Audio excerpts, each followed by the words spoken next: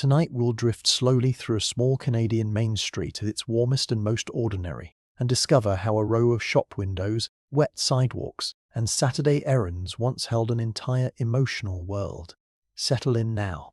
Let your shoulders loosen a little. Let the room around you dim if it can. If you enjoy these quiet walks into the past, you can subscribe and come back another night. And if you feel like it, you can leave a comment telling me where you are listening from, because there is something especially comforting about knowing how many distant rooms can be gently awake together at the same hour. Tonight, Mo, there is nowhere to hurry, nowhere to prove anything, nowhere to carry except your own tired thoughts. And even those can be set down for a while. All you have to do is follow the sound of an old Canadian street before breakfast, before the doors are unlocked, before the day fully remembers itself. You wake in a small Ontario town in the early 1960s on a Saturday so ordinary nobody inside it would ever dream of calling it history. The house is still dim. The windows wear a thin haze where warm breath and furnace air have met the cold glass. Somewhere in the kitchen, a kettle begins to think about boiling. Somewhere under the floorboards a register clicks, then sighs, and sends up that dry metallic warmth that always smells faintly of dust and iron. Outside, the sky is not yet bright, only pale in the way a winter or late autumn morning becomes pale first at the edges, as though daylight is arriving carefully, not wanting to step too hard on the sleeping town.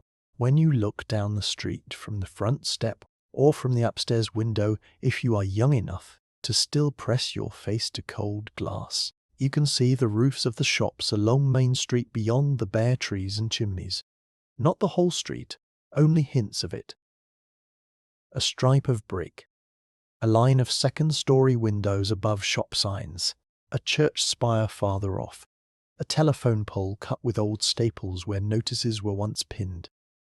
The town is still quiet enough that distance seems sharper than usual.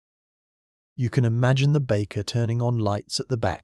You can imagine the man from the hardware store taking his keyring from the nail by the kitchen door. You can imagine brooms leaning inside dark vestibules, a till drawer still empty, a front window full of shoes or dresses or kitchen enamel, waiting behind its own reflection. And this is the first thing to understand about that old Canadian Main Street.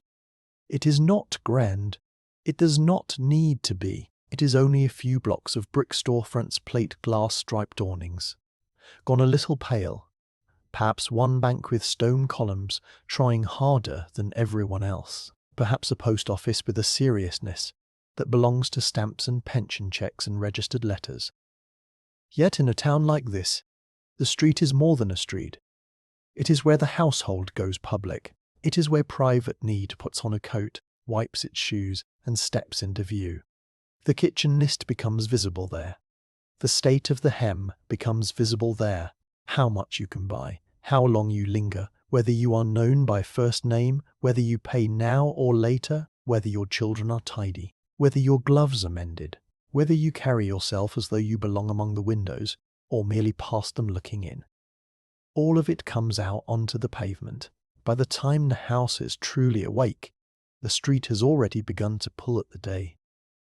Even before you set foot on it, Main Street organizes the rhythm of the household. The eggs are fried a little quicker on Saturday. The breakfast toast is watched more closely so it does not burn. Somebody asks whether you have the list. Somebody else asks whether the shoes by the mat are the good ones or the everyday ones. A child is told to wash properly behind the ears because town is not the backyard. A purse is checked. A wallet is patted. Coins are moved from one pocket to another. A net shopping bag, a market basket, or a folded paper list written in blue ink and tucked into a handbag becomes as necessary as mittens in January. Even people who claim not to care about town, especially them. Soon enough, you are there. You are walking toward the block itself, and the first thing you notice is the color. Morning gives everything a kind of quiet blue. The brick looks darker than it does later. Frost clings in the seams of the sidewalk where yesterday's meltwater settled and hardened. Shop windows are blank mirrors before the indoor lights fully take hold, and for a moment the street seems to contain two towns at once. One made of brick and signs and display stands, and another made only of reflected sky. Your breath appears in front of you. So does everyone else's. A man in a cap pauses to stamp his feet before unlocking his door. A woman with a scarf tied under her chin adjusts the parcels in her arms. A delivery truck makes a brief rattling stop and leaves behind crates that smell faintly of oranges and wet wood. You stand at the beginning of the day without knowing yet how much of life is stored here.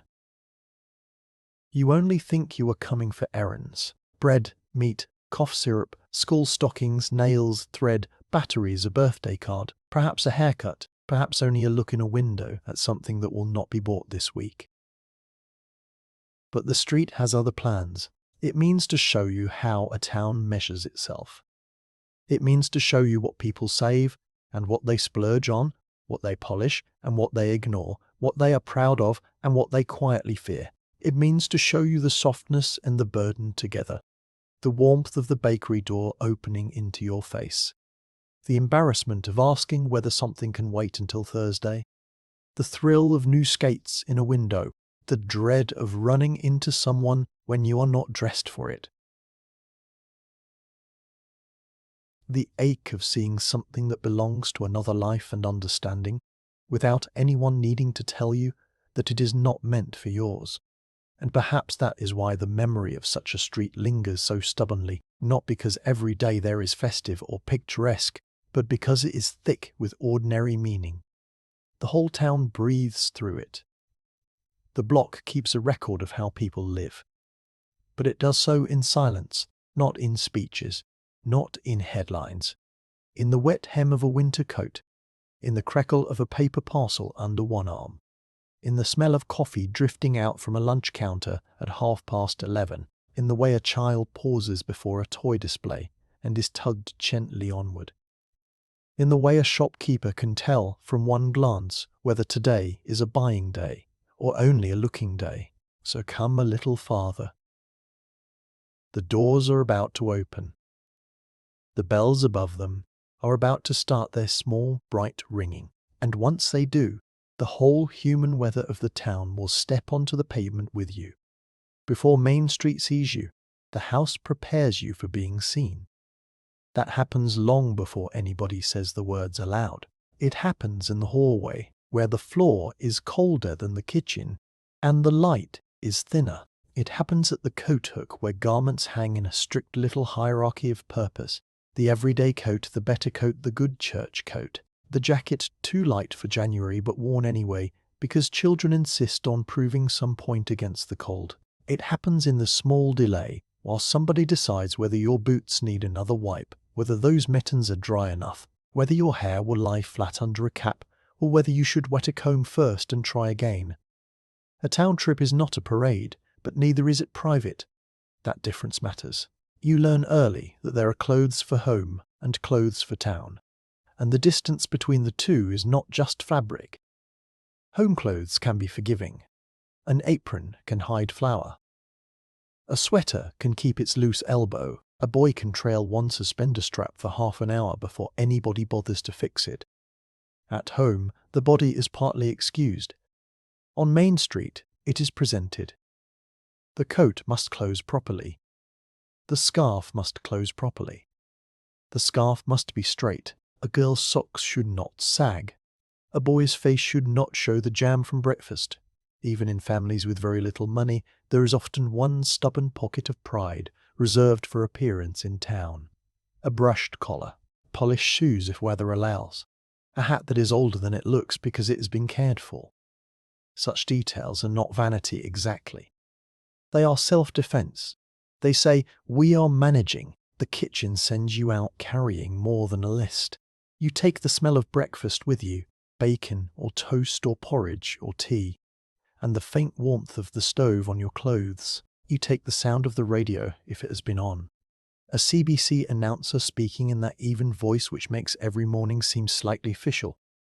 You take instructions, some spoken, some not. Do not dawdle. Do not touch everything. If Mrs. Lawson asks after your aunt, say she is doing better. If the butcher only has stewing beef left, ask if there will be more on Tuesday. Remember the hydro payment. Remember the cough drops. Remember not to mention the tear in your brother's coat if anyone notices it first. And if you are the one holding the purse or wallet yourself, if you are the mother instead of the child, then you take an even heavier cargo outward. The invisible map of prices needs substitutions and small sacrifices that will shape the entire afternoon. The walk from the house to Main Street is its own kind of preparation. On a dry day, you hear your shoes answer the pavement in a light, purposeful rhythm. On a thawing day, you step around grimy ridges of old snow, and the gutters run with cold brown water carrying cigarette ends and last year's maple seeds. In deep winter, the sound is different. Snow underfoot squeaks or crunches. The air pinches inside the nose. Your breath goes white at once. Wool scratches gently at the throat. The metal of the lunch pail carried by a man heading to an early shift bites cold into his fingers. Smoke comes out of chimneys in flat grey ribbons. Somewhere, a snow shovel strikes a porch step.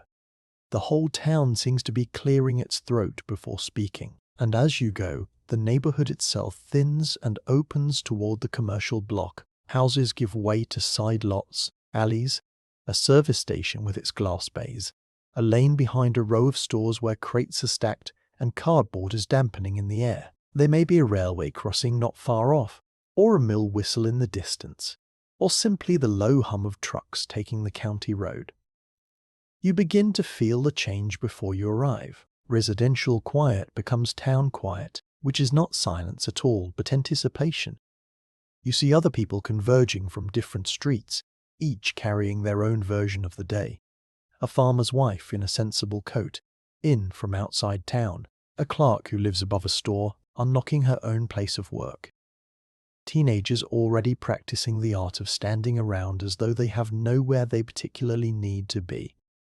Children being half pulled, half herded along. Even the way people walk tells a story. Some move with a quick certainty that comes from habit and enough money to avoid too much comparison. They know which shops they are entering and in what order. Others slow subtly before each window, not because they are idle, but because calculation takes time. Can you get the thread here and the soap there and still manage the roast? Will the pharmacy carry a cheaper tin of cold cream? Is the stationer's notebook sturdier than the one at the variety store? And does sturdier matter this week? A town that looks compact on paper can feel emotionally large when every block contains choices tied to budget, pride, and the possibility of being noticed making the wrong one. Then there is the matter of posture, which nobody names as posture. You are told to stand up straight, yes, but the lesson runs deeper than that. On Main Street you must know how to occupy space without making a spectacle of yourself. Not too loud, not too timid. Do not gawp into a window as though you have never seen a toaster. Do not enter a store and browse aimlessly if you know you cannot buy. Do not lean against the bank wall. Do not drag your feet into someone's freshly swept doorway. Do not complain of cold too dramatically, because everyone is cold. Canadian children learn this almost before they learn multiplication, that weather is real, but complaint is a kind of luxury. So you carry on, cheeks bright from wind, hands buried in mittens, learning civility from brick and slush. If you are very young, all this arrives as feeling before it becomes understanding. Main Street feels official. It smells different from home. Less like toast and soap, more like coffee wool. Fuel apples, floor polish, wet newspapers, tobacco from a coat that passed too near, and that strange mineral scent of winter metal, door handles and parking meters and the sides of cars. You can sense that adults become slightly more alert there. Their voices flatten into politeness. Their faces arrange themselves. Even those who laugh freely at home often lower the volume of themselves in town. You notice it, though you could not explain it yet. You only know that the street asks for your best behavior and your best coat, because it is where the family is translated into public form And so by the time you reach the first corner, you are already carrying the whole hidden household on your back. The main street does not only sell things, it receives evidence. Here comes the home with a good furnace but an aging car. Here comes the home with starched collars and little cash. Here comes the home where the children's boots are always a bit too small by February, because leather must last one more season. Here comes the home where someone sends a child alone with exact change and a complicated instruction, trusting both the child and the shopkeeper. Here comes the home where a woman knows how to make a dollar bend until it nearly apologizes.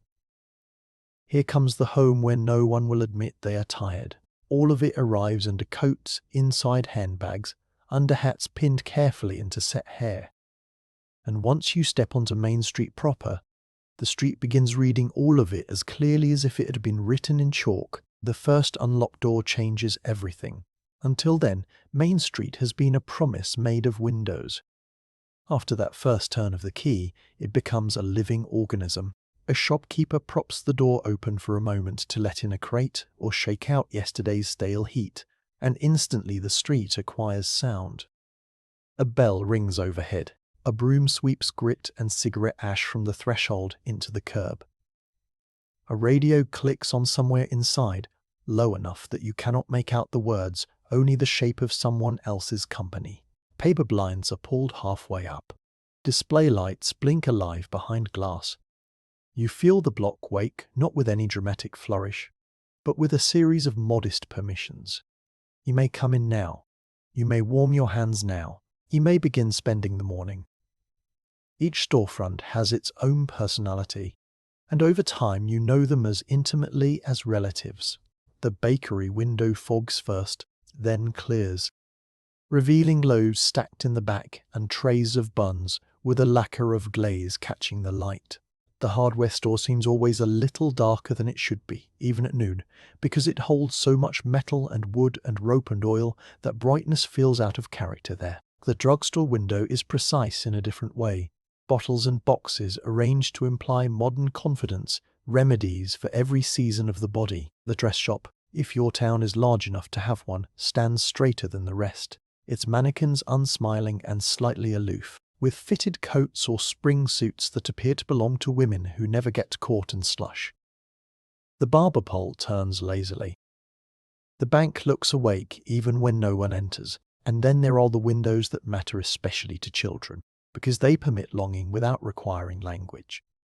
The toy section inside the variety store at Christmas, the skates with their polished blades and impossible promise of speed, the fountain pens that make schoolwork look suddenly grown up, the boxes of chocolates no one intends to buy on an ordinary Saturday, comic books wrecked just inside the entrance, rubber boots lined in order like obedient little soldiers, wool scarves in deep red and forest green, flashlights, sewing kits, Tonka bright tools, small transistor radios that seem to carry an entire future in their plastic shells. You stand before these things and learn that wanting can be a quiet activity. Your face looks back at you in the glass, superimposed on what you desire, as though the town itself is reminding you that longing always includes a measure of self-consciousness. By 9:30, the pavement begins to gather its familiar choreography.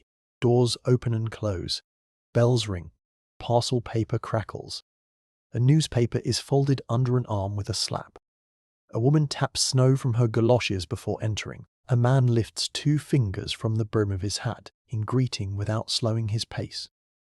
Someone calls across the street, not loudly, but with enough confidence to assume recognition. Cars angle into parking spaces. A truck idles by the curb outside the grocer. Children are reminded not to run. They run a little anyway. A dog tied briefly to a meter turns twice and settles with a resigned sigh into the cold. All of it repeats week after week, yet never feels mechanical, because repetition in a small town is not sameness. It is recognition. Main Street is beautiful in ways no one would have bothered to call beautiful at the time, not because it is polished, though parts of it are. Not because it is luxurious, though certain windows try. It is beautiful because it holds use and attention together. Brass door handles are rubbed bright where so many hands have grasped them. Wooden floors inside older shops tilt ever so slightly from long wear. Tin ceilings, if they remain, catch dust in their patterning. Tiles crack and are replaced with a near match. Lettering on glass is painted by hand, perhaps a little imperfect, and therefore lovelier. A striped awning fades differently at one edge, where afternoon sun hits hardest. A stack of winter boots near a radiator gives off that damp rubber scent that is not pleasant exactly, but means people are in from the cold. Even the streetlights, standing stiff and practical over the block, seem to have memorized the angles of the town. You learn the bells too. Every shop door rings in its own voice. Some have a brisk, bright metallic note, some give a softer jangle, already tired by noon. A heavy door with a spring hinge can make the bell sound more official than the tiny one on a narrow entrance to a stationery shop. To an adult, these are background sounds. To a child, they are a score. Ring means arrival. Ring means possibility. Ring means possibility. Ring means perhaps a small paper bag of humbugs from the counter jar. Perhaps nothing at all. Even the floor under your feet teaches difference. The grocer may have worn linoleum or wooden planks powdered with winter salt. The bank floor is harder, more echoing. The variety store feels crowded with metal racks and squeaks. The lunch counter has stools that swivel and a tile floor that keeps the cold just beneath the warmth. And always, in one way or another, the windows are watching. They frame the life of the street while reflecting it back. You see yourself bundled and moving, see strangers cross behind your own image, see snow begin again in the glass before you notice it in the air. In December, Christmas displays transform the windows into little theatres of aspiration. Electric trains circling cotton snowdolls, too pretty for rough hands. Silver tinsel packages tied in ribbon, fake frost painted into corners. Red felt evergreen boughs. Cards printed with gold bells and church steeples. In April, the windows change to raincoats, garden tools, Easter chocolate, practical shoes. In September, school supplies and sensible cardigans. The street tells time not with speeches, but with displays. The adults of the town may not think they are attached to the block in any sentimental way. They would say they are simply going in for errands. Yet their bodies tell another story. They know which doorway is warmer when the wind turns east. They know which pharmacist will answer a question without making you feel foolish. They know where the bread is freshest by 11 and where the butcher trims generously on a good week. They know which clerk notices quality, which one notices money, which one pretends not to notice either. Familiarity has made the street intimate. It is not only where you shop. It is where your routines are held in place by other people's routines, where your habits nest inside the habits of the whole town. That is why the block can feel so reassuring and so exposing at once. To be known is to be steadied. To be known is also to be legible. By the time the sun lifts high enough to take the blue off the brick, Main Street has fully become itself. The windows glow from within. The signs are readable from farther down. A little steam curls from a grate. The bakery door opens again, and a warm, yeasty breath rolls over the pavement. The newspaper office window is clipped with notices and local scores. Somewhere a cash register opens with a crisp mechanical ring. Somewhere else a pencil scratches across brown paper, adding columns. You have not bought much yet, perhaps nothing. And still the day already feels full, because the street has begun to unfold its true gift. Not excitement, exactly, but density. Every doorway contains a world. Every errand contains a story. And all you have to do is keep walking. Now the real work begins. Not the dramatic work of crises or great decisions, but the ordinary work that actually keeps a life moving. Main Street, at this hour, is full of lists being translated into matter. A note in a handbag becomes potatoes, tea, toothpaste, elastic, liver, shoe polish, a spool of thread. The correct shade of navy, a packet of birthday candles, a greeting card chosen with more care than anyone might think necessary. You move from shop to shop not at random, but in an order shaped by weather, weight, and common sense. Heavy things last if you are walking. Perishables near the end if the day is mild. The post office before noon if you want the parcel to go out promptly. This choreography may look effortless, but only because someone has learned it by doing it over and over again.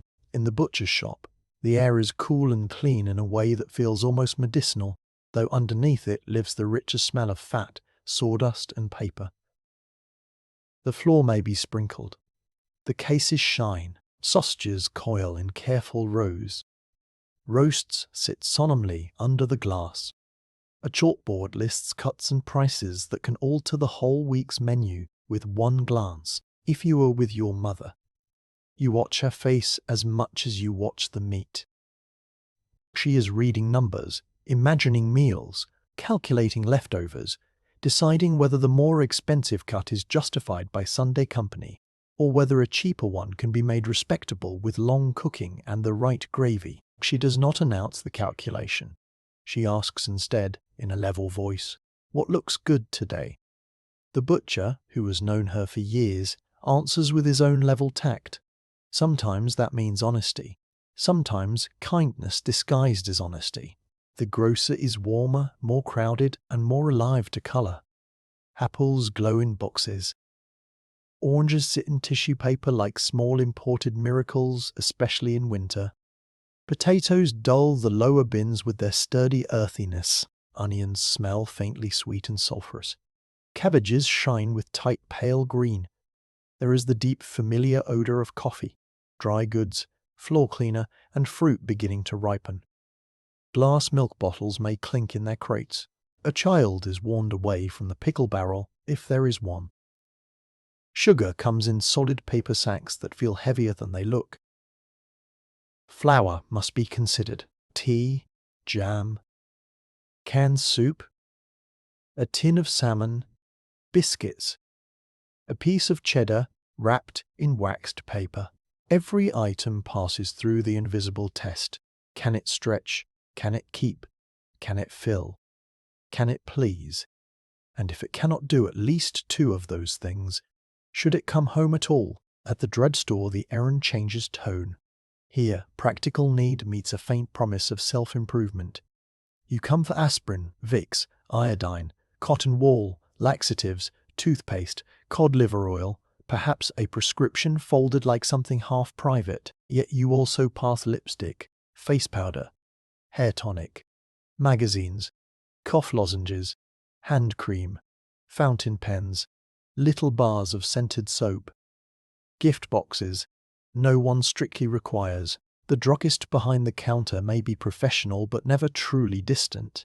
In a town like this, he knows which child gets croup every winter and which older man pretends his cough is nothing until it settles in his chest. If you ask advice, you may receive more than medicine.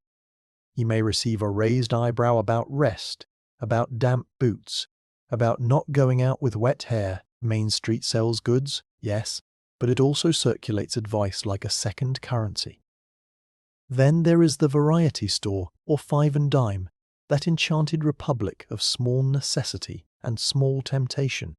Here the baskets seem made for overfilling. Needles, dishcloths, shoelaces, crayons, clothespins, birthday wrapping, marbles, curlers, mints, handkerchiefs, soap dishes, notebooks, thread, playing cards, cookie tins, rubber balls, tea towels printed with flowers, far brighter than any you have ever seen in a real garden. It is the kind of store where a child's sense of wealth becomes confused, because so many things seem almost cheap, and yet not cheap enough when multiplied. A nickel can buy something. A dollar can still disappear. You are told to choose one thing, or perhaps only look, and the looking itself becomes an education in appetite. Adults feel it too, though theirs is usually for usefulness rather than toys. A better peeler. A prettier tray. New curtain rings. A lampshade to freshen a room. The modest dream of improvement hangs from every hook. Perhaps there is also the bakery, the stationer, the shoe shop, the dry cleaner, the barber, the ladies' wear store, the post office, the bank. Each visit alters your posture. In the post office, you stand straighter and keep your voice low, as though the presence of official slots and stamps requires composure. In the bank, children become suddenly solemn, sensing that money in its abstract form deserves a different kind of silence than money folded in a purse. In the shoe shop, the intimacy of being fitted can feel strangely exposing. Stockings off, heel placed properly, a clerk pressing the toe to judge growing room. Your feet suddenly transformed into evidence of your stage of life, your family's means, your future need. Good shoes are expensive. Poor shoes punish twice, once at purchase and again in wear. Main Street teaches this through leather and blisters. It also teaches how many transactions are made of trust rather than cash alone. A parcel can be set aside. A dress can go on layaway. A butcher can nod and say next week is fine. A grocer can write in pencil on an account card with more tact than some people bring to church. None of this feels grand. In fact, it survives by avoiding any sense of drama. A town runs on the mercy of things being handled lightly. Nobody wants a spectacle of strain, so embarrassment is cushioned with routine. Put it on the account. I'll come back for that. Maybe after payday, if you can keep those school shoes till Thursday. The phrases are gentle because dignity is fragile, and everyone understands that their own might one day depend on the same softness being extended in return. And all the parcels accumulate. Brown paper tied with string, a slim pharmacy bag, a loaf wrapped warm enough to fob the inside of its paper, a butcher's package that leaves a faint coolness through the gloves, a little envelope of receipts, perhaps a magazine tucked under one arm, a brief luxury of print for the quiet half hour after supper. The wait changes the walk. Errands become visible now. You can tell who has been successful, who has only looked, who has bought for a family, who has bought for one, who still has several stops to make. A life can be guessed from what dangles at the wrist. The street knows this, and so do the people on it. By late morning, you begin to understand that the errands themselves are not interruptions to life.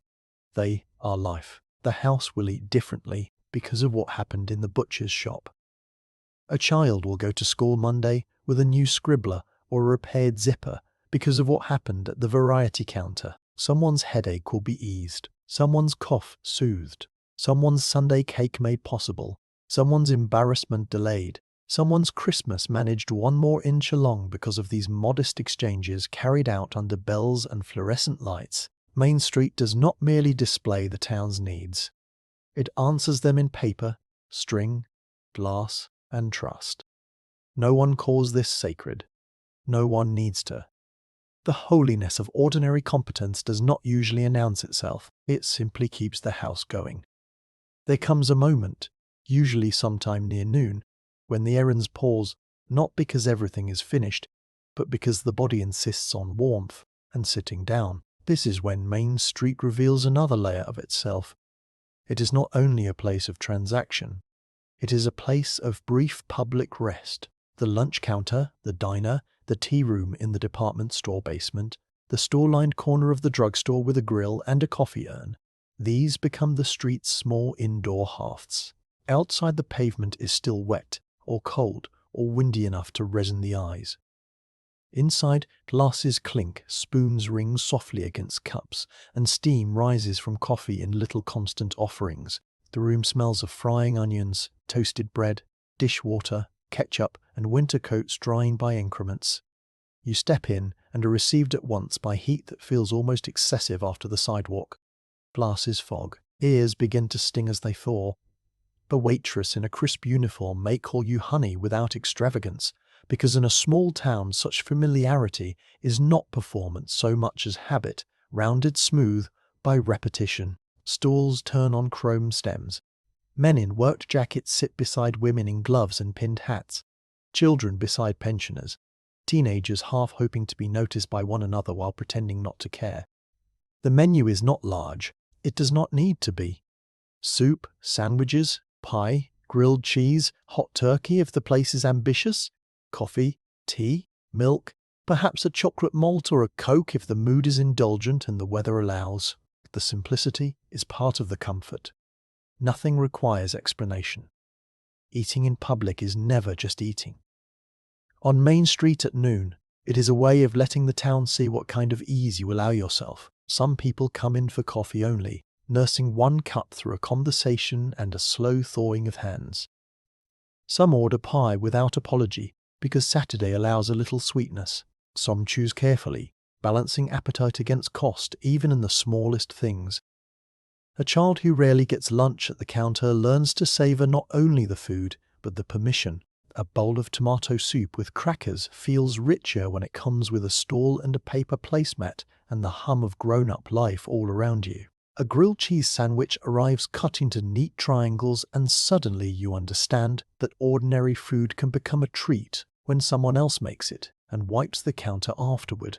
The lunch counter is also where you see the town loosen by one small notch. People who moved briskly through the shops now sit. Their parcels rest by their shoes. Their faces relax into conversation or private thought. A man folds his cap on the counter beside him. A mother takes off one glove, then the other, flexing fingers still stiff from cold. Children are told not to spin too hard on the stools. Teenagers ask for fries and feel daring. Someone laughs. Someone stirs sugar into tea with absent-minded precision. Someone reads the sports page. Someone watches the window mist and clear each time the door opens and another gust of weather enters the room. The town becomes visible as a collection of appetites, aches, pauses and habits, rather than simply as a stream of errands. And yet even here, under the soft democracy of steam and toast, distinctions remain. There are places where certain people always sit. There are people who come in often enough to be greeted by name, and people who remain slightly formal no matter how many Saturdays pass. There are women who seem entirely at ease ordering lunch alone, and women who sit with their bags close and their backs straight, as if taking up too much public leisure might invite judgment. A teenage girl ordering only a Coke may be there for the glamour of being present, not for hunger. An older widow may choose the same soup each week, partly for thrift, partly for the comfort of ritual. A traveling salesman in a better overcoat can change the feeling of the room by entering, bringing with him the polished anonymity that local people both admire and distrust. For children, the lunch counter offers a rare and intoxicating glimpse into adult independence. Here is a boy from your school allowed to sit with his father and drink from a glass bottle instead of a tumbler at home. Here is a woman eating alone with a magazine and appearing neither sad nor hurried, which is its own kind of mystery. Here is the waitress, moving briskly between customers, tying on more coffee, answering everyone, carrying plates like a magician, and keeping the whole room in balance through sheer competence. She may be somebody's mother, somebody's sister, somebody who needs the wages, somebody who likes the work, somebody who knows more about the town's domestic troubles than any priest or doctor, because she hears what people say when they have finally sat down. The counter is not grand, but it is intimate in a public way home rarely is. At noon, the windows matter again. From inside, the street looks different. Main Street becomes a moving picture framed by fogged glass and lettering. You watch boots pass, paper parcels swing. A bus exhales at the corner. School children hurry by if it is a weekday. On Saturday, families drift. Snow may begin without warning, soft at first, then more serious. Rain may strike the glass and turn the parked cars into blurred shapes. Or sunlight may strike the opposite shop window so sharply that the whole block seems made of shining panes and reflected hats. You sit inside with your warm plate and realize that public life has layers of temperature. The cold is one world. The lunch counter is another. The ability to move between them, even briefly, feels like wealth of a subtle sort. It is also here that indulgence shows itself in tiny, memorable forms. A slice of lemon meringue pie with the peaks brown just so. A dish of vanilla ice cream in summer. Hot chocolate with a skin forming on top if you wait too long. Fries shared from one plate by siblings who have already been told not to argue over the last one. A paper straw gone soft halfway through a cola. These are not extravagant pleasures. That is precisely why they matter. Their smallness makes them reachable, and because they are reachable, they become woven into the emotional texture of the street, long after prices and store names fade. You remember the warmth of the counter under your forearms, the little metal holder for napkins, the smell of coffee and grill grease, and wet wool, the feeling that being in town at noon meant you were somehow at the center of things. Soon enough, of course, the pause ends. Bills still need paying. Bread still needs fetching. Shoes still need collecting from repair. Somebody remembers the thread or the birthday card or the shoe polish. Scarves are retied. Gloves go back on. Stools are nudged inward. Coins or notes are set down, sometimes with a tip, sometimes not much room for one. The waitress clears cups into a practiced clatter. The bell rings as the door opens. Cold folds around you again. But you leave with more than a meal. You leave with the sense that Main Street can hold not only need, but respite. It can let you be busy, and then briefly not busy. It can place you among strangers and neighbors together in a warmth no private kitchen could quite reproduce. And this too is part of the street's vanished genius. Not only that it sold what people needed, but that it gave ordinary people somewhere to sit among one another without ceremony. Beneath the pleasant surface of the day, there is always arithmetic. It moves like a second weather system through every shop doorway, invisible but decisive. You can feel it in the way a purse is opened, in the slight pause before agreeing to a purchase, in the way a mother says, "We'll leave that for now," with a tone so light it tries to spare everyone in earshot. Main Street, in its golden age, is often remembered through display windows and bright counters and Saturday bustle. But what keeps the whole scene honest is this quieter layer, the constant measuring of means against need. The street glows, yes. It also asks what you can carry home and at what cost. Money is not discussed bluntly in most families unless it must be. It is present instead as caution, as substitution, as small refusals shaped to sound temporary. You understand early that there are days when things are bought and days when things are priced. A pricing day looks very much like a buying day from the sidewalk. You still go in, you still ask, you still inspect, but the purpose is different. You are gathering information and, if possible, time. The woman behind the counter knows this. The man in the shoe shop knows it. They may pretend not to know it, which is one of the minor kindnesses that makes town life bearable. Just looking is not an idle phrase. It is a shield. The street offers endless little reminders that class is not always announced by grand differences. More often it appears in texture and timing. Who buys fresh and who buys marked down? Who can replace and who must repair? Who pays cash with easy fingers and who unfolds notes that have been smoothed several times over at home? Who sends away for certain things from the Eaton's catalogue because town prices run too high? Who only enters the dress shop during sales? Who buys sturdy over pretty because sturdy must answer to slush, schoolyards, and another child waiting to wear the same coat next year? A town full of decent people can still be exquisitely skilled at reading these signals, even when no one would ever admit to doing so. You see it most clearly in the objects that seem small but are not. School shoes, winter boots, a proper coat, good gloves rather than knitted mittens that soak through, fresh oranges in season, butter instead of margarine when times are tighter, bacon, a cake from the bakery instead of one made at home, a haircut before it is truly necessary. Small luxuries reveal themselves as thresholds. Children feel these thresholds before they can name them. They know whose lunch biscuit comes from a packet and whose from a tin at home. They know who has skates that fit properly and who wears last year's pair with extra socks. They know which girls have dresses bought for the season and which have hems let down. Main Street is one of the first places where such knowledge becomes visible in public. And yet the people who move through the street are not merely suffering it. They are managing it with tremendous skill. There is artistry in economy when it is practiced week after week. A woman who can stretch a roast over 2 meals and a soup is performing a kind of wizardry. No one will publicly applaud. A clerk who quietly points out the better value without sounding patronizing is doing more than selling. A butcher who slips in a marrow bone for stock is preserving somebody's dignity as much as improving their supper. A pharmacist who suggests the smaller bottle because it will likely do is acknowledging reality without humiliating anyone.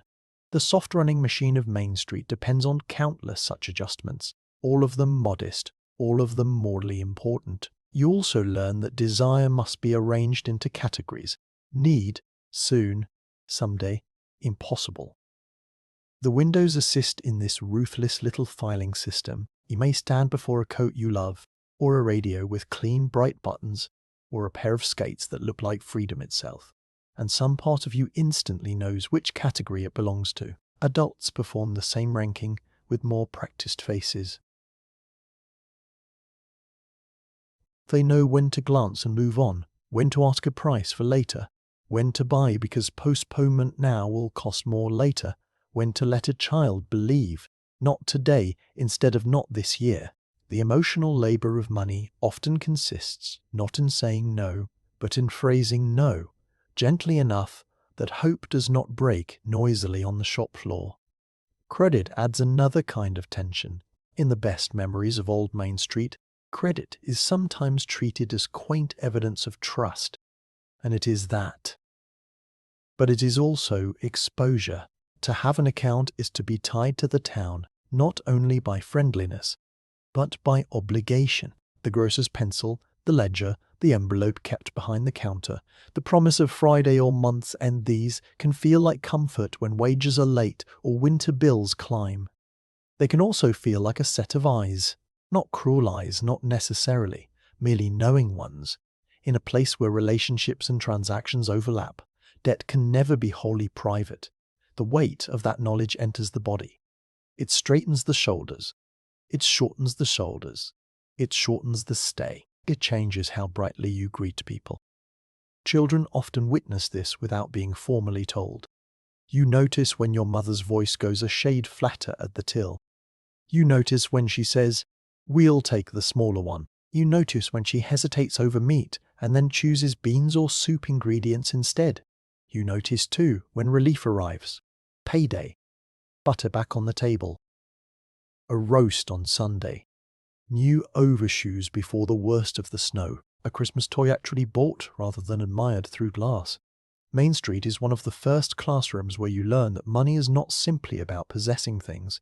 It is about atmosphere. Enough money changes the pace of a day. It softens decision-making. It lets the body move with less guardedness.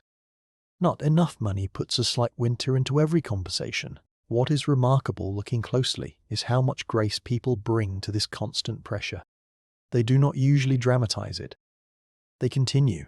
They compare prices, save string, wash and reuse jars, mend cuffs, turn collars, make soup, write lists, delay wants, and keep going down to town because life must still be provisioned. Main Street becomes, in that sense, a theatre of dignity.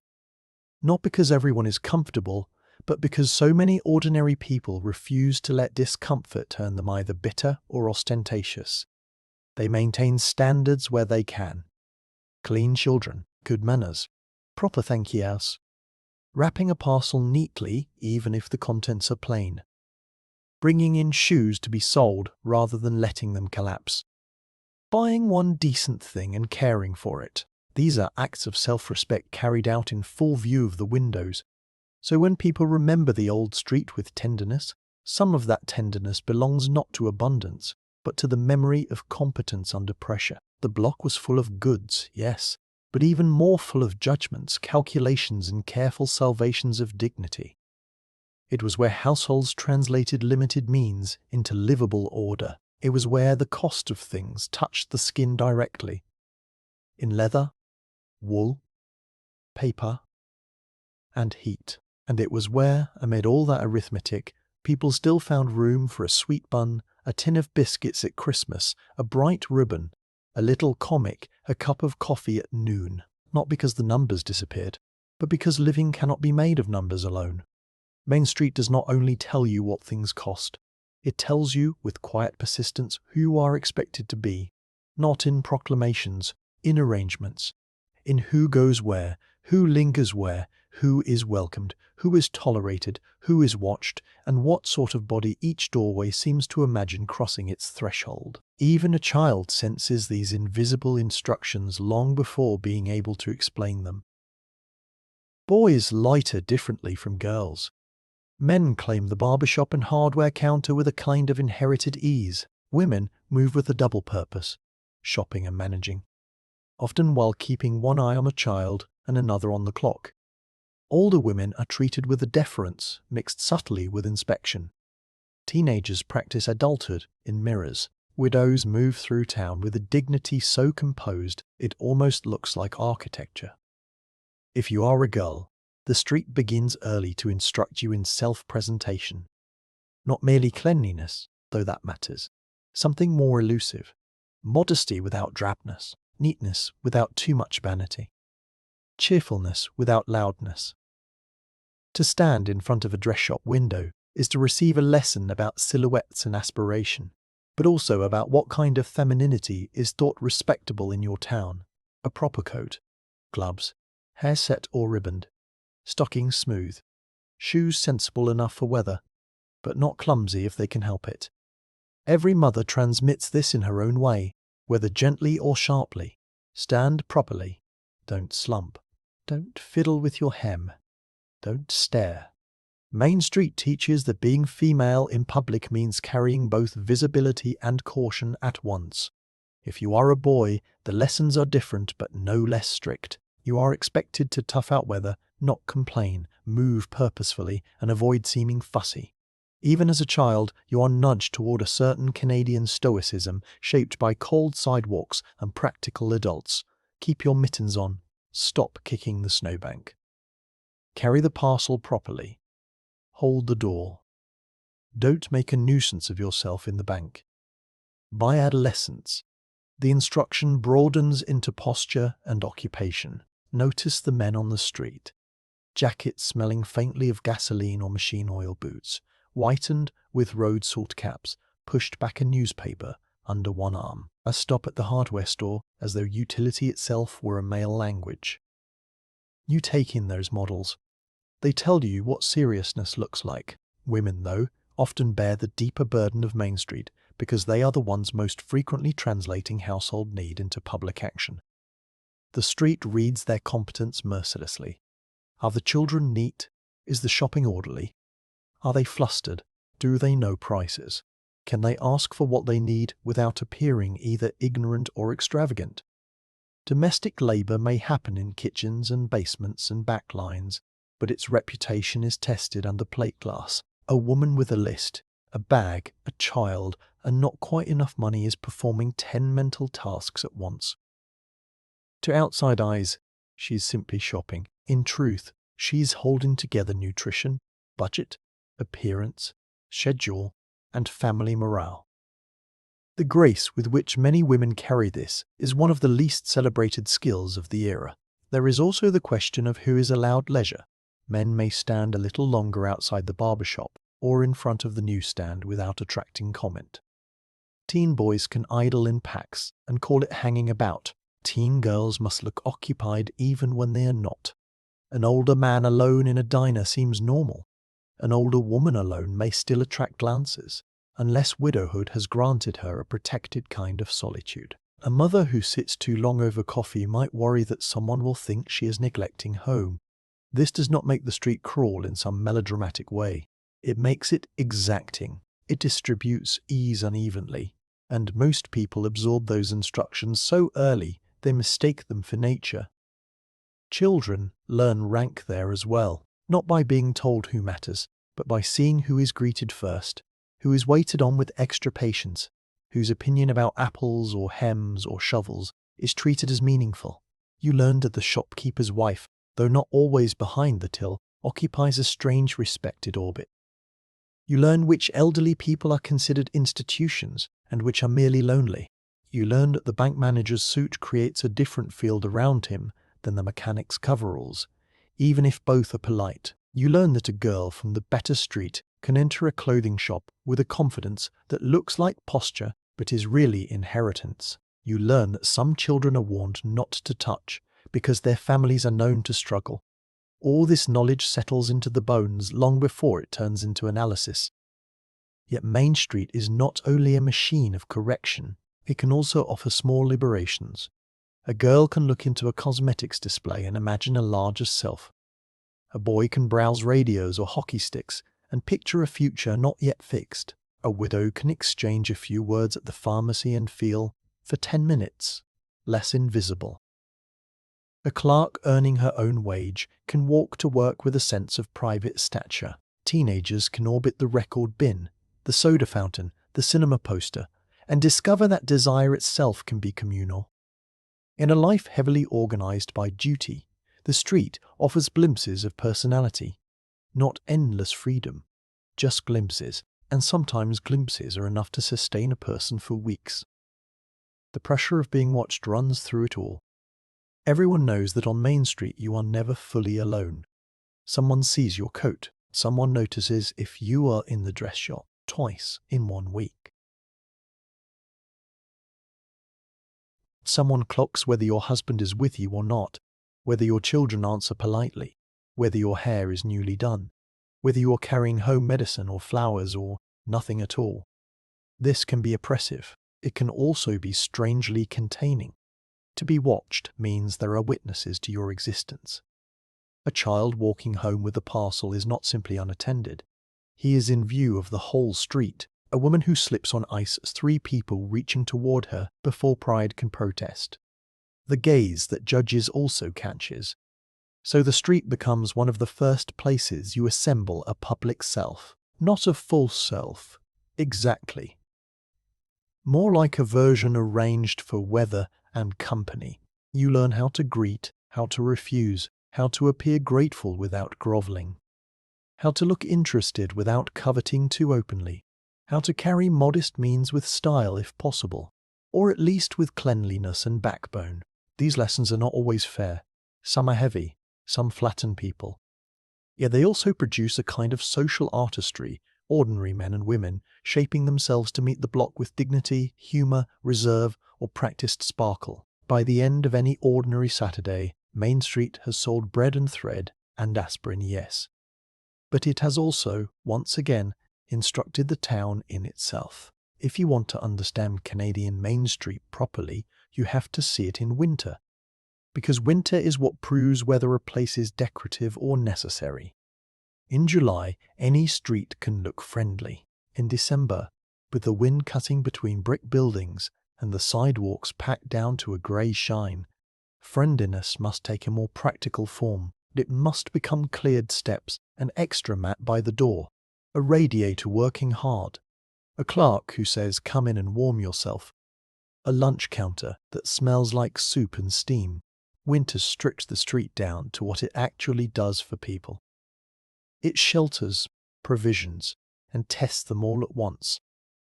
You approach the block differently in cold weather. Every movement has more intention. Scarves are wound higher, boots are heavier. The air itself seems sharper around the edges of the nose and eyes. Snowbanks crowd the curb, not fresh white at this point, but layered, crusted, marked with soot and the amber stain of sand and salt. Cars sit with packed snow around their tires.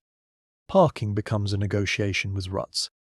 The sidewalk narrows where ploughing has shoved winter into hard ridges. Doorways matter more than ever. The tiny vestibule of a shop feels luxurious. Even the act of pulling open a heavy glass door becomes charged with relief. Heat on the face, spectacles fogging, wool beginning to thaw. The whole body crossing from one climate into another in a single breath. Inside, winter leaves its calling card everywhere. Meltwater beads under boot racks. Galoshes line up by the mat like patient black animals. Radiators hiss. Windows cloud around the edges. Coats grow heavier with absorbed weather and give off that unmistakable scent of wet wool, cold air, tobacco from someone's scarf, and whatever soap the household uses. Mittens are laid over a radiator or tucked into sleeves to dry. The grocer's floor near the entrance becomes a geography of tracked slush and sawdust. A child's cheeks burn pink for 20 minutes after coming in. There is no pretending weather is elsewhere. Main Street in winter carries the outdoors inside on every cuff and hem. And yet, this is when the street can feel most magical. Shop windows in the early dark glow like lanterns, Christmas lights, if the town hangs them across the block. Add a modest festivity that feels all the more moving because it is so practical. Bulbs shining above parked cars and bundled shoppers. The bakery window gathers a halo of steam. The toy display behind painted frost makes its little kingdom of trains and dolls and tin drums look impossibly warm. A drugstore tree in silver tinsel can seem glamorous enough to stop children in their tracks. The Salvation Army kettle may ring at a corner. Somewhere, a school choir poster curls in the damp on a notice board. Main Street in winter is not beautiful because it is untouched. It is beautiful because it glows against hardship. Winter also magnifies the competence of everyone who keeps the blot going. Someone shovels before dawn. Someone sorts the steps. Someone drags in crates with numb fingers. Someone keeps the furnace fed. The barber arrives early enough to start the heat. The lunch counter waitress works in shoes chosen for standing, not style, and never once mentions the bus that was late or the mittens that were still damp when she put them on. The postman pushes through drifts. The pharmacist keeps the cough remedies front and center because he knows what the week has been like. Main Street is full of people doing the extra labor winter demands without ever pausing to congratulate themselves for it. That stoic competence is one of the deepest Canadian textures the street contains. For families, winter shopping makes the differences between households visible in very specific ways. Good boots matter. A proper parka matters. Dry mittens matter. A child with thin gloves and soap socks tells a story before speaking. A woman with a better coat can walk slower because cold is less urgent to her. Others must move briskly, not for efficiency alone, but because weather passes too easily through their layers.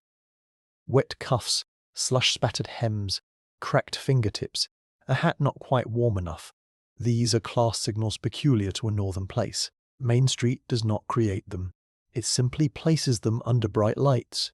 Even the purchase of small winter goods carries feeling. Overshoes, wool socks, Epsom salts, a tin of vapor rub, snow shovel bolts, furnace filters. Everything on the list now has a faint aura of survival. Then there is the special sensation of midday winter light on a Canadian Main Street. Pale sun reflecting off snow can make the whole block seem brighter than summer while feeling much colder. Shadows turn blue. Plate glass dazzles. Breath lifts in silver clouds from passers-by. The brass handles on doors look warmer than they are. Inside the shops, the electric lights feel almost domestic by contrast, and every interior becomes a refuge. You feel this especially in older stores with wooden counters, where the heat accumulates slowly and smells of dust, cloth, and age. To step from glaring snow into such a room is to enter a kind of hush. Even if other people are talking, the body registers sanctuary first. For children, winter Main Street contains both misery and enchantment in close proportion. Boots pinch. Mittens itch. Snow slips down the back of the neck, but there are also sleds in the hardware window skates. Waiting in rows, red mittens, kipped together chocolate, at the counter paper. Snowflakes in the bakery, and the thrilling possibility that town at Christmas time is the nearest thing ordinary life will offer to a fairy tale. You stand before the displays and feel the cold creeping through your socks while still refusing to move, because the window is lit from within by some combination of wish and heat and sugar that seems stronger than discomfort. Adults feel a version of this too, though theirs is tempered by budgets and fatigue. Winter makes longing vivid, and still the routine continues. Milk must be bought, post sent, shoes mended, bills paid. A child dragged to get fitted for boots. A husband's cough mixture fetched. A turkey ordered perhaps, if December is kind enough to permit it. The street in winter demonstrates the great discipline of ordinary Canadians of that era. Not cheerfulness exactly, and certainly not ease, but continuity. You do not wait for conditions to improve before living. You brush off the hat, stamp the snow, adjust the scarf, and continue. The old Main Street earns its place in memory because it was designed around this fact. It met people where they actually were, damp, burdened, pressed for money, a little tired, still needing bread. By late afternoon, the cold deepens again and the lights in the windows feel steadier, more precious. Slush begins to refreeze. Car doors slam. Exhaust hangs low. A row of parcels on the back seat or tucked under your arm becomes proof of successful passage through the day. When you leave the final shop and turn homeward, you carry the warmth of those interiors with you for a surprising distance. The bakery's air, the druggist's brightness, the diner's steam, the woolly closeness of the dress shop, the rubber smell of the shoe store, the peppery clean cold of the butcher's. Main Street in winter enters the body by contrast. It is not just remembered. It is physically stored, a sequence of thresholds between cold and warmth, exposure and shelter, want and provision, darkness and glass-lit invitation. The street is not naive about this. Shopkeepers understand that desire fills slow hours. Displays are arranged not only to sell today, but to plant a seed for next week, next birthday, next Christmas. A pair of skates placed at eye level for a child does its work in 30 seconds and then waits. The toy train circling its cotton snow sends a signal that will travel home inside a child's coat, resurface at the supper table, revisit the pillow long after lights out. Main Street knows that longing is patient. It cultivates it gently, without pressure, because pressure frightens people away and gentleness keeps them returning to the window. What makes desire on Main Street different from desire in a larger city is that it is always measured. Without being told what is realistic.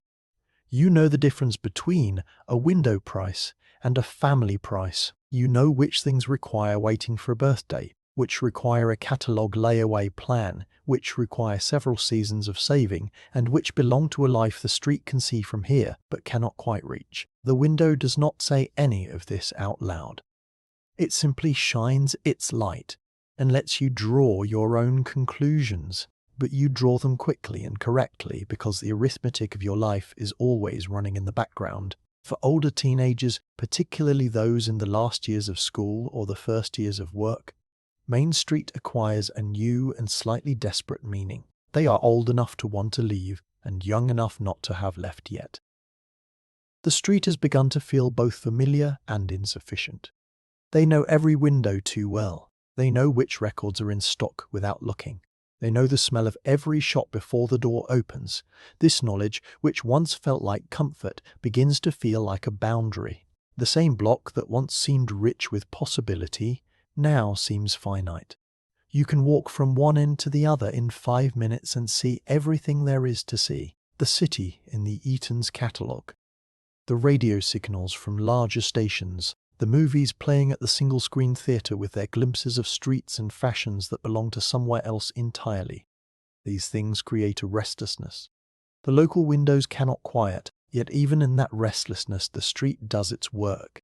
It gives you something to push against. It gives you a vision of what you are leaving and what you might eventually miss. A teenager who cannot wait to leave a small Ontario town may spend decades afterward dreaming of the lunch counter, the record bin, the skates in the window, the smell of bread on a cold morning. The street plants itself inside you while you are too young to consent to keeping it. And then, years later, when the larger city has worn you down with its scale and its speed and its indifference, that memory of 5 blocks and 24 shops comes back with a warmth that surprises you. Main Street knew it was building something. It just did not announce it while the work was happening. The reflections also teach adults, though adults have grown better at not looking too long. A woman pausing before a dress shop window sees not only the dress, but the version of herself she imagined becoming and the version she actually is. pressed lightly together in the glass. A man glancing at tools or sporting goods or a new car on the adjacent lot may feel something stir that has nothing to do with purchasing power and everything to do with an idea of himself he has been carrying since before the children arrived and the mortgage settled in. Main Street offers these glimpses generously and without judgment. It does not ask you to reconcile them.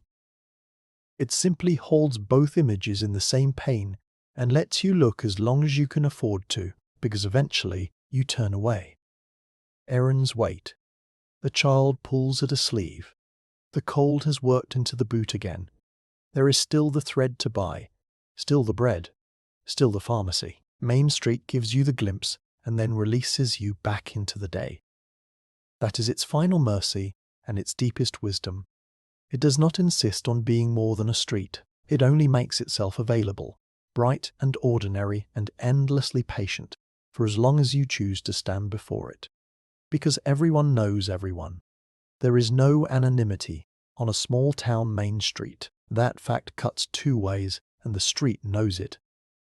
On one side lies the warmth of being recognized, of mattering to the fabric of a place, of belonging to a block that belongs to you in return. On the other side lies the exposure, the sense that nothing you do, buy, carry, wear, or say will pass unwitnessed. In a city you can move through a crowd as though through water, leaving no trace. On Main Street, every entrance is noted and every purchase is, at least potentially, remembered. You feel this the moment you step into a shop and the clerk looks up with a smile that contains your name before you have spoken it. That recognition is genuinely warming. After a week of routine that can feel invisible, to be greeted by name in the hardware store or the pharmacy is to be confirmed in your existence. You are not a stranger here. You are someone. Your mother is known. Your children are known. Your address is known. You belong to the texture of the place in a way that few institutions can replicate. The church comes close. The school comes close, but the main street does it every week without ceremony, which is what makes it feel most real. The cost of that belonging is legibility. Everything that happens to you on the block is read by people who already know the context. A new coat is noticed not simply as a coat, but as an event in the ongoing narrative of your household. Did something come right for them? Did someone get a raise? Is that the same one from 2 seasons ago let out at the seams? An unfamiliar car in front of your house is discussed. A prolonged absence from the street is wondered about. A child seen alone on a Tuesday morning when school is in session raises quiet, careful questions. None of this is necessarily malicious. It is the natural behavior of a community small enough that individual lives form the content of shared awareness. Gossip on Main Street is not always what it is made to sound like in retrospect. Some of it, certainly, is unkind. Small places can be hard on difference. They can close around a family that falls too far outside expectation, whether through poverty, behavior, marital trouble, or simply by refusing to perform the right kind of ordinariness. A woman who seems too sharp, too independent, too bold in her purchases, too comfortable alone at the lunch counter. She may find that the warmth of recognition carries a small chill beneath it. A man who drinks more than the street considers moderate will find that the druggist's careful neutrality is its own kind of commentary. Main Street does not need to say things plainly. It expresses itself through temperature. And yet, gossip is also a form of care, however imperfect. The same woman who mentions to the pharmacist that Mrs. Consrier's Patterson has not been in for her usual order this week may, in the same breath, be worrying about her. The question asked at the butcher's counter about whether old Mr. Hennessy has been seen lately is not always curiosity. Sometimes it is the community's clumsy way of checking on one another without the vocabulary for direct concern. People who have no framework for saying, "I am worried about you," may instead mention you to the grocer, and the grocer may mention it to someone closer to you, and that person may appear at your door with a pie. The chain is indirect and easily mocked. It is also how people got through very bad winters. Kindness on the street moves in the same indirect channels. A parcel held at the counter past closing. A mistake in the bill corrected in your favor without comment. A clerk who quietly points out the sales shelf before you have asked. A shopkeeper who doesn't look up when you return something you cannot actually afford to keep, simply takes it back and adjusts the receipt with a pencil and a nod, as though the transaction had always been meant to go that way. These mercies do not announce themselves. They arrive dressed as ordinary commerce, which is why they work. An act of charity offered plainly might humiliate. An act of charity folded inside a business transaction preserves dignity for everyone involved. Children absorb all of this with more accuracy than adults sometimes credit. They notice which families are spoken about with warmth, and which with that particular silence that says more than words. They notice which shopkeepers remember every child's name and which look through children as though they are transparent. They notice who is given the extra biscuit from the jar behind the counter and who is not. They notice which of their classmates' mothers move through the street with ease and which seem to navigate it with a slight holding of breath, never quite sure of the welcome. These observations do not come with explanations attached. They settle as feeling first, becoming understanding only later, and leaving behind a permanent knowledge of how social warmth can be distributed unevenly inside a space that presents itself as equally open to all. Humiliation on a small main street is quiet, and therefore in its way more lasting than the loud public shaming. It arrives as the credit application that is gently declined, the slightly too long pause before a price is quoted, the absence of a greeting extended to someone who has just been the subject of talk, the sideways glance between two women that happens just a fraction of a second after you pass. You may not be entirely sure you have seen it. That uncertainty is part of the weight. On Main Street, ambiguity can be as uncomfortable as clarity, because when you know everyone, you know how to read them, and when they seem to be reading you sideways, the discomfort travels directly to the place where your pride lives. And yet people return. Every Saturday, they return. Because the alternative to being known with all its discomforts is not being known at all. The street that can embarrass you is also the street that will miss you if you are gone too long. The clerk who notes your purchase is also the person who will ask, with genuine concern, whether that cough has improved. The neighbour who commented on your coat is also the one who swept your front step after the ice storm without mentioning it. Community runs on exactly this mixture of surveillance and solidarity, judgment and mercy, exposure and belonging. Main Street is simply the block where the mixture is most visible, most daily, and most honestly on display.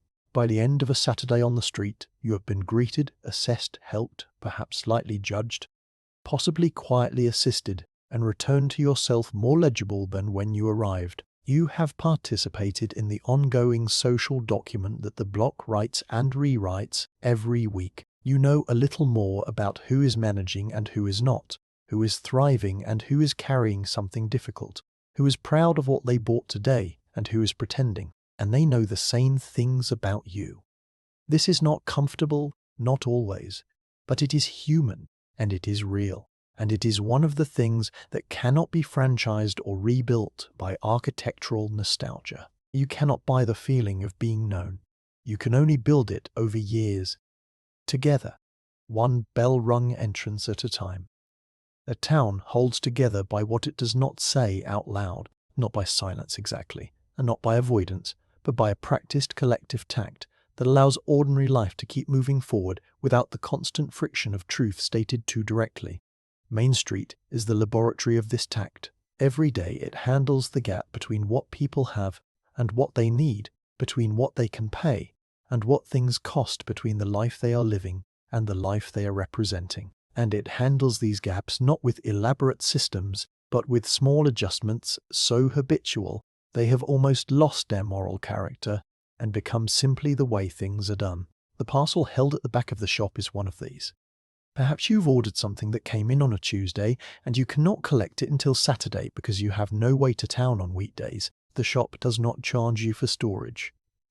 It does not send a reminder or impose a deadline. It holds the thing and waits, because this is understood to be part of the transaction, because the town is small enough that trust is the medium of commerce, and because the shopkeeper knows you will be back and will tell others what they experienced, and that goodwill is worth more over 10 years than a daily accounting of inconvenience. The parcel waits in the back, under brown paper, with your name on it in pencil.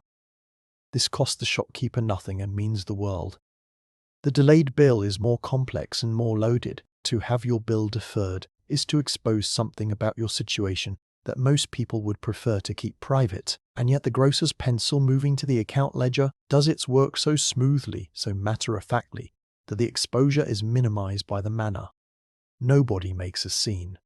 Nobody changes expression. The transaction proceeds as though credit was simply another form of payment, which in a small town it is, but in a small town it is also a form of knowledge and a form of trust that carries real risk for the shopkeeper extending it.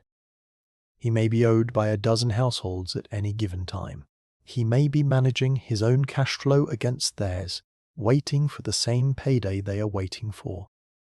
The ledger is not simply a business record, it is a social document. It contains the living history of who is struggling and who has come good again and who is chronic and who simply needed one difficult winter to pass. Extra advice costs nothing and is offered constantly. The pharmacist who tells you to take the full course, even if you feel better by Thursday. The hardware clerk who warns you that the cheaper grade of that particular screw will strip in 6 months, and you will pay twice. The shoe shop owner who suggests the half size up because your child's feet are still growing fast. The grocer who quietly mentions that the larger tin is a better value per ounce if you have the storage. None of this is required. All of it is the natural expression of what happens when people in a small place serve the same customers over years and years and begin to know their households as intimately as their own.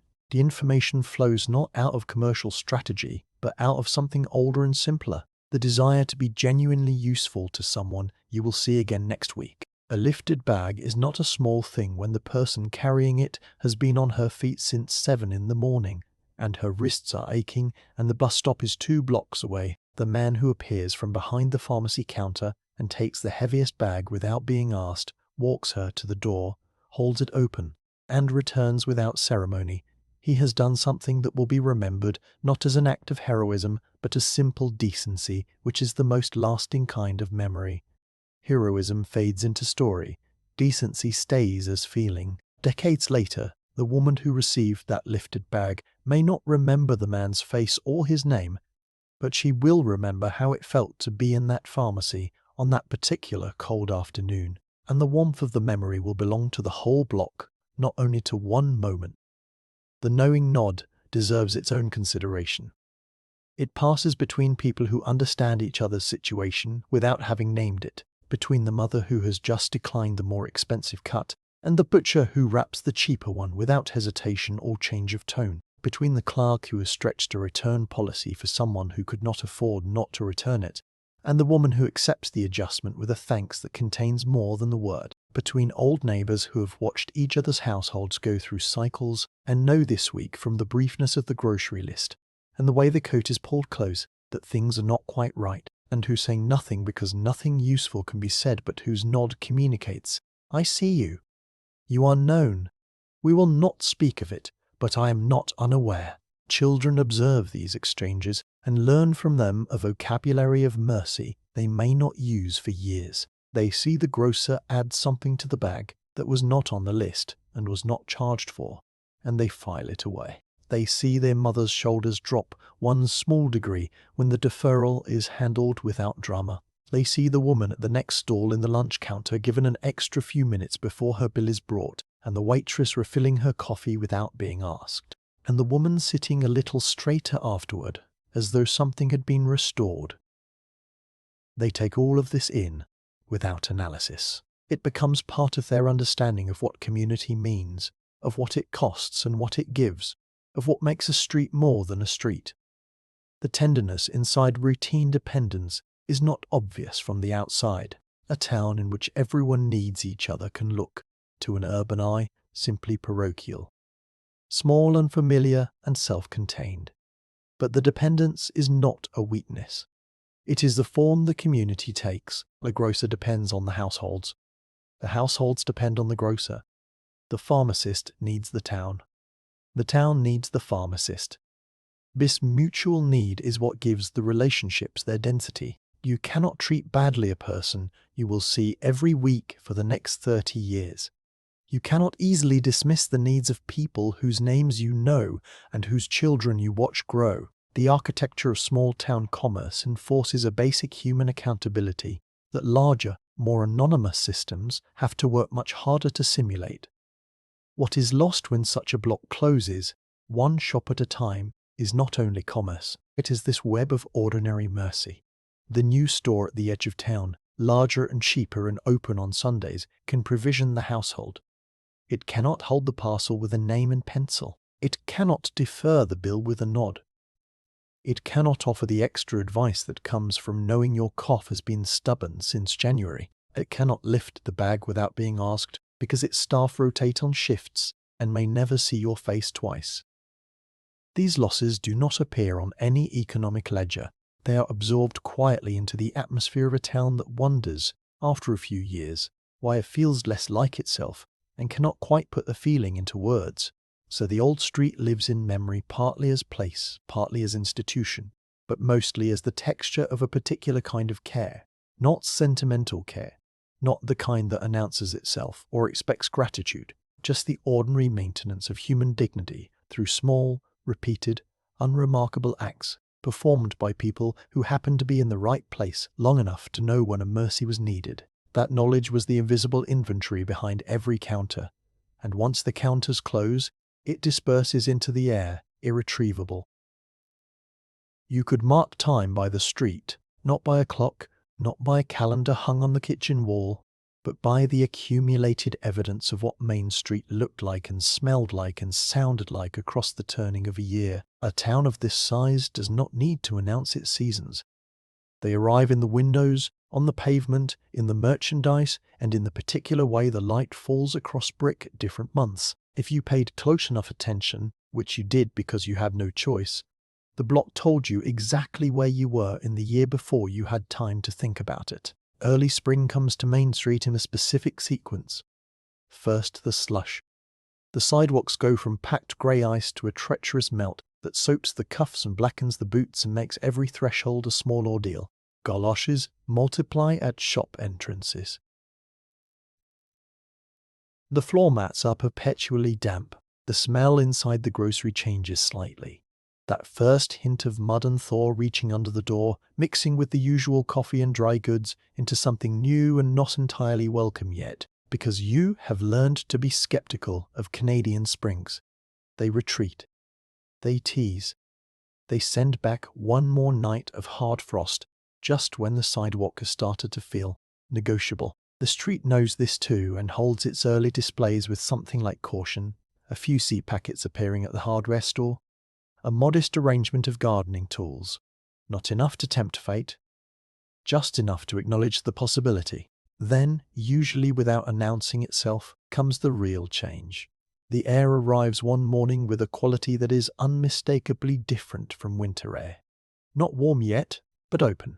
The light shifts. Windows that have been fogged and reflective all winter begin to show depth again. You can see into shops from farther away.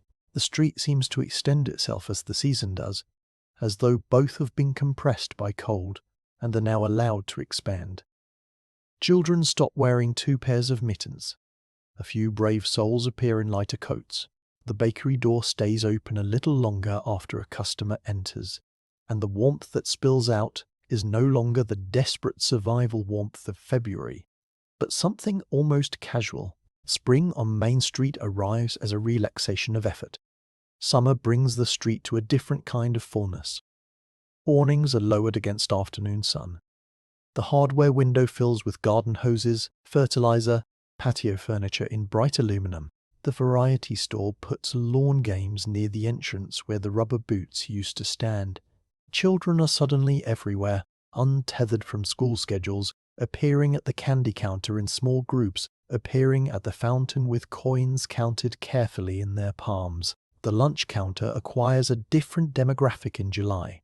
Families from the Lake Road, farmers with a full day in town, Teenagers who have nothing particular to do, and the whole summer to not do it in. The pavement dries fast after a summer rain, and the smell that rises from it, hot asphalt and earth. And something floral from a planter that someone ambitious has set out by their entrance tells you without ambiguity that this is the loosest, most forgiving version of the block. Autumn is when Main Street begins to mean business again. School shoes appear in the shoe shop window in late August, sensible and dark and numerous. Notebooks, pencils, rulers and ink eraser combinations crowd the stationer's display. The clothing shop puts out cardigans, wool skirts, and good winter coats that seem to suggest you should be thinking ahead. Which you should. The grocery adds a new gravity, root vegetables and winter squash, canning supplies, the large bags of flour that suggest the kitchen is about to commit to serious production. The air takes on that particular September quality. Still warm in full sun, but with something cooler arriving in the shadows, arriving in the blue that settles early over the east side of the street after 3 o'clock. You register this blue, not as a complaint, but as a signal. The year is turning. The household must turn with it. And then winter reassembles itself around the block, and you are back in the sequence described earlier. The packed snow, the fogged windows, the galoshes, the extra mat, the smell of wet wool and furnace air, and the particular closeness of a shop that has been sealed against the cold for months. But even in the depths of it, even in February when the cold is most serious and the days most abbreviated and the colour most reduced, something distinguishes this week from last week, this February from last February. Memory operates on Main Street as a palimpsest. The current scene is always slightly transparent, the previous years visible beneath it. You know this shop when it had a different name. You know this window before the display changed. You remember when the floor of the drugstore was different, before the linoleum was replaced, when it still had a slight creak at a particular spot near the magazine rack. You remember when the lunch counter had 4 stools rather than 6, and when the pie selection was different, and when a woman with particular hair and particular glasses worked the till at the bakery and called you dear in a way that was somehow not condescending from her. These memories are not separate from the present experience of the street. They are layered under it, audible at certain angles, triggered by a smell or a sound, or the quality of light at a particular hour.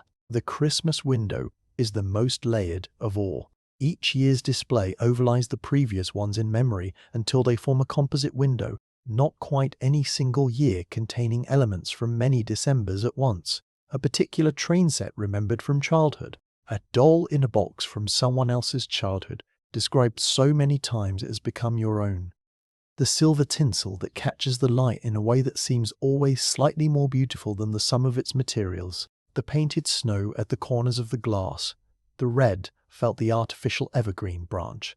The single star above the arrangement. You stand before this composite window on a cold December evening, with your breath making itself visible in front of you, and you understand that you are not only seeing this year's display, you are seeing the street's record of itself. You are participating in something that has been accumulating for longer than you have been alive, and will continue after you. Memory without announcement is the street's deepest offering. It does not present itself as historic. It does not set aside a special day to be meaningful. It simply continues week after week, its display changing by season, its cast of characters shifting by year, its physical fabric wearing and being renewed in increments, and all the while it is laying down sediment. Every visit adds to the record. Every errand becomes part of the archive. The child who stood before the toy window in 1958 and the adult who pauses before the same building in 1972 are connected not by the building's history, but by their own, stored in the very specific sensory memory that only a familiar place can hold. The street is the keeper. You are what it keeps. By 4 o'clock on a winter Saturday, Main Street begins to draw itself in. The light is already failing. The sky behind the church spire goes from pale grey to a deeper, more deliberate grey, and the shop windows which spent the afternoon reflecting sunlight now begin to glow from within more purely, as if they have been waiting all day for this particular hour when darkness makes them most themselves. The street is not done yet, but it is beginning the long exhale of the day. The last hour of shopping has a different quality from the morning and midday rush. People move with either greater urgency or greater weariness. The urgent ones are finishing something they should have finished earlier. The card not yet bought. The prescription not yet collected.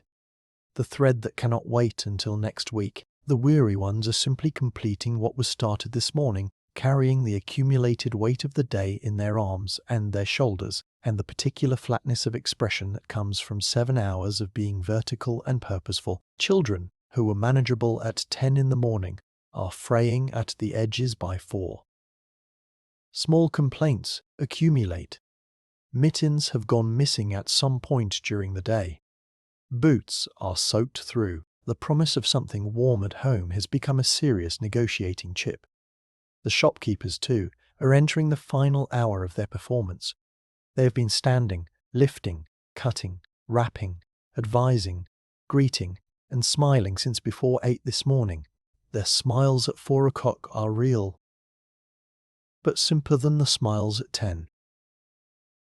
They are the smiles of people counting the remaining minutes, not out of resentment, but out of the honest arithmetic of endurance. There is no shame in being tired at the end of a working Saturday.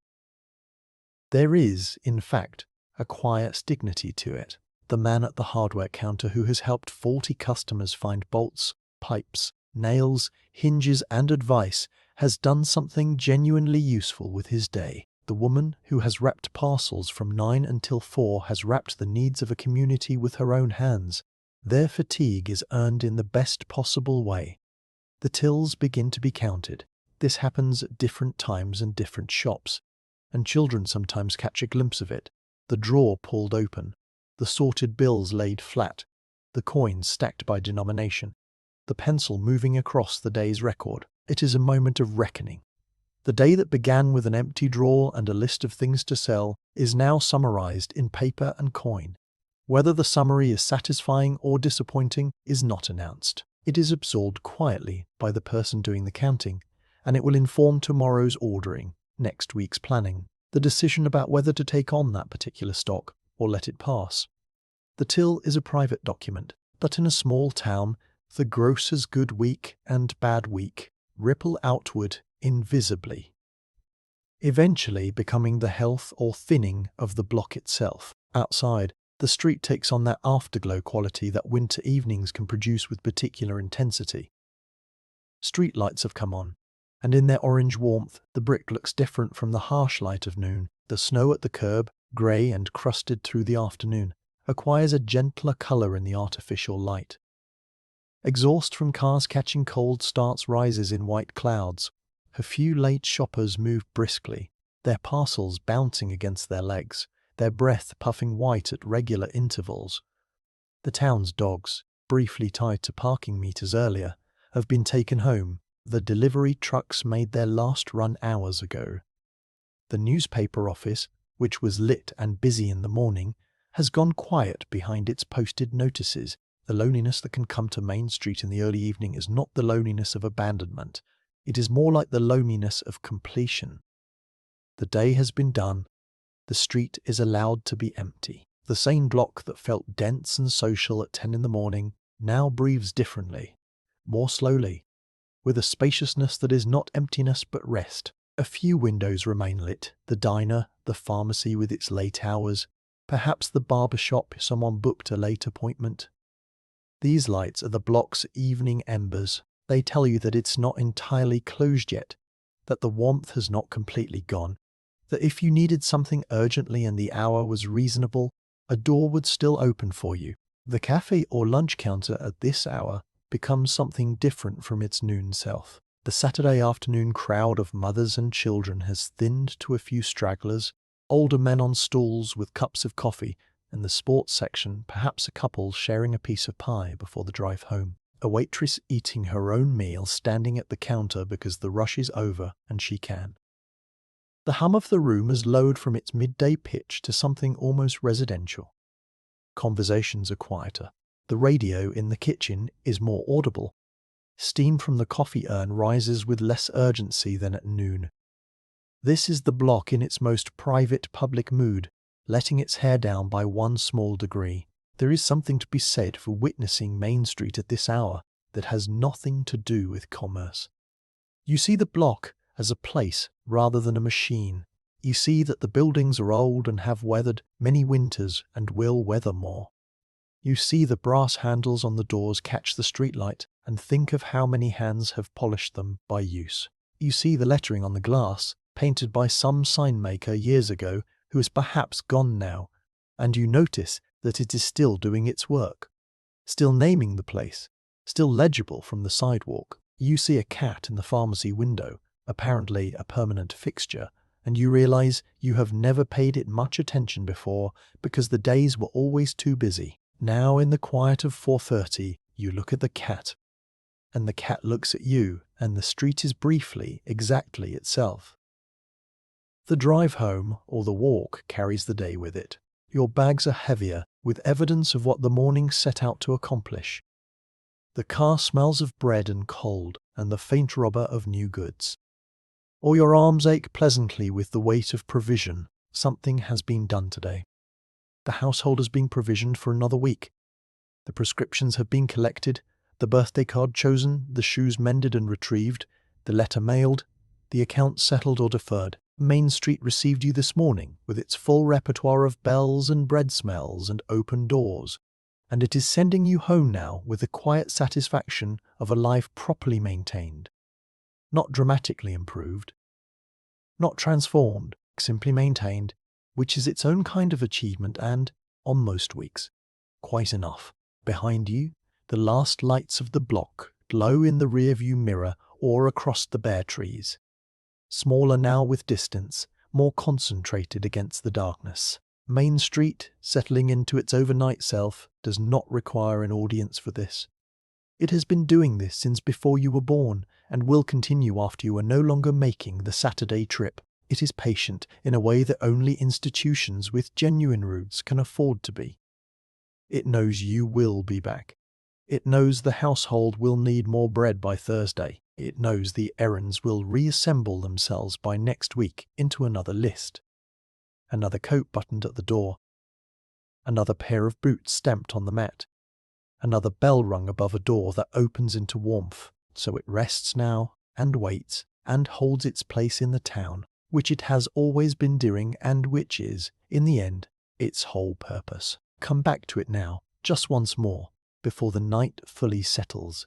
Walk the block in your mind, the way you would walk it if you were returning to it after a long time away, not as a tourist and not as a child, but as someone who once knew every doorway and is now old enough to understand what knowing every doorway means. Walk slowly. There is no errand tonight. There is nowhere you must be. The block is yours simply as a place, as a memory given enough space to breathe without the pressure of being used. The buildings are still there, or some of them are. Brick holds, plate glass changes. Signs come and go. Some of the interiors have been repurposed into things the original shopkeepers would not recognize.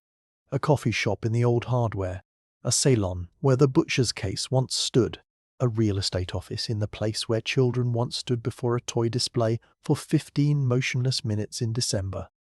The bones remain. The skin has been replaced. This is not exactly sad, though it is not exactly sad, though it is not sad either. It is simply the ongoing negotiation between a building and the century it happens to occupy. What cannot be rebuilt by renovation or nostalgia tourism or heritage designation is the particular air of the block when it was doing what it was made to do. The air of a street in full commercial life is not just atmosphere. It is the accumulated breath of necessity and transaction and trust and routine. It is composed of 1,000 small events that leave no physical trace. The conversation at the counter about the best way to store winter squash, the moment when a child's eyes went wide at the skates in the window, the particular angle of the afternoon light that fell through the pharmacy glass at 3:15 and lit up the dust in the air, like something from a painting. These events do not survive. They happen, and then they are held only in the bodies of the people who experienced them, And when those bodies are gone, the events are gone too, leaving nothing behind but the faint warmth of a collective memory that will persist for 1 or 2 more generations and then dissolve entirely into the general past. This is not a lament, or not only a lament, it is the condition of all ordinary life. Ordinary life does not preserve itself. It uses itself up in living. The kitchen table where 30 years of meals were eaten does not radiate those meals when you touch its surface. The front step, worn smooth by 10,000 comings and goings, does not play back the sound of boots on a Monday morning. The bell above a shop door, if it still hangs there, cannot ring the particular ring of 1962. Everything that was most alive about that block lives now, only in the diffuse and inexact medium of human memory, which is to say it lives imperfectly, incompletely, inconsistently, and warmly. What you carry from a place like that, if you were fortunate enough to know one, is not a set of facts. It is a kind of emotional geometry, an understanding of how a small place can contain a full world. An understanding of how ordinary transactions can be saturated with meaning without anyone declaring them meaningful. An understanding of what it felt like to be known by a street, to be legible to it, to carry your family on your back across its pavement and be received, however imperfectly, as part of its ongoing human record. That understanding does not become useless when the street changes. It becomes, in fact, more useful, because it gives you a standard of what community can feel like and therefore what is worth working toward. The children who grew up on such streets, who stood before such windows and ate at such counters and learned their social world from such blocks, carried that geometry into their own adult arrangements. Some of them built lives in other towns and worked to reproduce something of what they knew, unconsciously, in the way they kept their shops or treated their neighbors or extended credit to someone who was having a difficult winter. Some of them moved to cities and felt always a slight dislocation, not because cities are inferior, but because the scale is different and the anonymity is different, and the experience of being known by a place is simply not available at that scale in the same way. Some of them idealized the small town in proportion to how much they wanted to be free of it. That is allowed. A place can be both loved and insufficient. Most honest places are. You did not choose to be formed by Main Street. It happened because you were there, because you were young, because the brain is permeable at that age, and the world writes on it with whatever ink is available. In a small Ontario town in the 1960s, the ink was often brick and bread and cold, and the smell of wet wool, and the particular quality of Saturday light on plate glass. These things wrote on you. They shaped your sense of what warmth feels like, what belonging feels like, what it means to need something, and to be met with competence and a kind of unspectacular decency. They gave you, without your permission, a set of standards for the human ordinary, and those standards have been with you since, measuring every room and every street and every transaction against a block you may not have thought about consciously in years. So come back to it tonight, in your mind, with the gentleness it deserves. Let the bell ring above the door one more time. Let the warmth of the bakery meet you in the face. Let the smell of the grocer's floor and the pharmacist's bottles and the butcher's clean cool case drift through the narration of memory without being required to mean anything in particular. Just let them be there. Let the stools at the lunch counter turn on their stems. Let the waitress pour coffee without extravagance. Let the snow fall outside the window in the way it always fell on such afternoons, unhurried, without drama, as though it had all the time in the world and knew that the block below would still be there in the morning, provisioning the household, holding the parcels, minding the ledger, keeping the faith with the ordinary. That is what it did. That is all it did. That is everything it did. And if, in the long run, an ordinary block of shops in a small Canadian town turns out to be one of the most human things a community ever built together, then perhaps the ordinary deserves more of our attention than we have been in the habit of giving it. Not celebration exactly, not museum glass, just attention, the kind it always repaid so quietly and so well. Rest now, the street is closing. The last light in the pharmacy window will go out in a moment. The snow, if there is snow, will go on falling in silence over the parked cars and the empty parking meters and the brass door handles gone cold in the dark. Tomorrow the list will form again. Next Saturday the boots will be stamped on the mat again, the bells will ring again, and the town will be there to receive it all again, ordinary and necessary, and briefly, perfectly enough.